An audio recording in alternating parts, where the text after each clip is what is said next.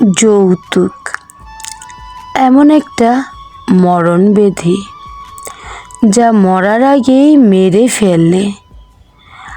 আমরা যারা বাঙালি, আমরা আছি দারিদ্র সীমানার নিচে।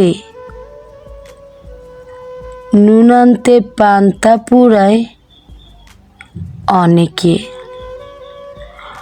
প্রত্যেকটা পরিবারে 2, 3, 4টা মেয়ে জন্মগ্রহণ করেছে।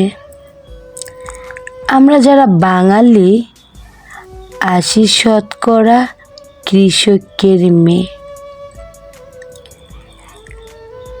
কালো কিংবা ফর্সা, বেটে কিংবা লম্বা, তা আজকাল কোনোভাবেই ম্যাটার করে না। মেয়েদেরকে বিয়ে দিতে হবে, মেয়ে বড় হয়েছে। মেয়ে বিয়ে মানেই বাঙালির প্রেক্ষাপটে গয়না, শাড়ি আর ফার্নিচারের ছড়াছড়ি। মেয়ে বিয়ে দিতে হলেই তুলতে হবে কিস্তি, বেচতে হবে হালের গরু।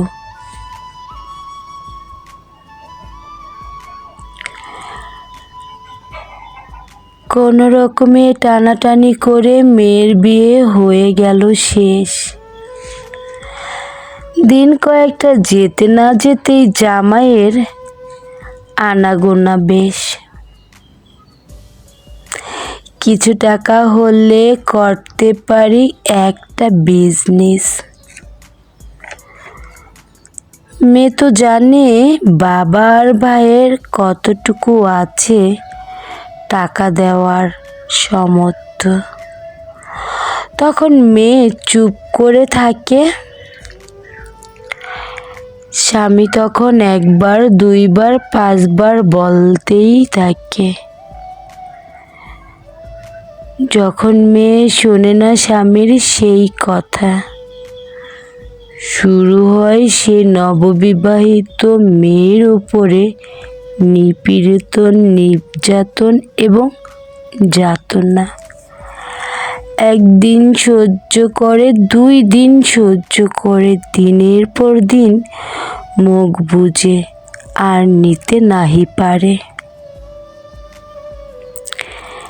একদিন মেয়ে ভাবে, পৃথিবীতে এসে কী বা করেছি। বাবারও বোঝা, ভাইয়েরও বোঝা। টাকা ছাড়া স্বামীর কাছে আমি যে কেউ না। সে মারের যন্ত্রণা সহ্য না করতে পারে মেয়ে নেয় এমন একটা ভুল ডিসিশন।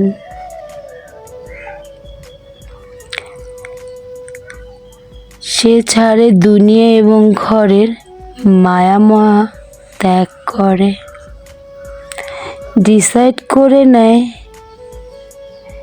সে ছাড়বে দুনিয়া।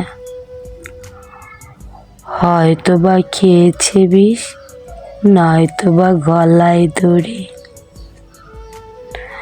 মেয়েটি মরেই গেল। বাবা ভাই হারালো রাজকন্যা, আদরের দুলালি। স্বামী কি হারালো? 2-1 দিন পার হতে না হতে স্বামী অন্য নারীতেই আসক্ত। স্বামী যারা বিয়ে করে ভাবে এনেছি টাকার মেশিন। তাই আমি বলছি, এই সমাজ, এই দুনিয়া এবং নবীন থেকে প্রবীণ, বৃদ্ধ থেকে শিশু এবং করুণ, আসুন আমরা সমাজ থেকে এর মূলটা উপড়ে দেই। যৌতুকের বিরোধিতা করি। দায়গ্রস্ত পিতাকে দায়মুক্ত করি। বাঁচিয়া থাকিতে দেই পৃথিবীর বুকে অনেক মা বোনের মান সম্মান থেকে প্রাণ। এগিয়ে আসুন, যৌতুকের বিরোধিতা করে।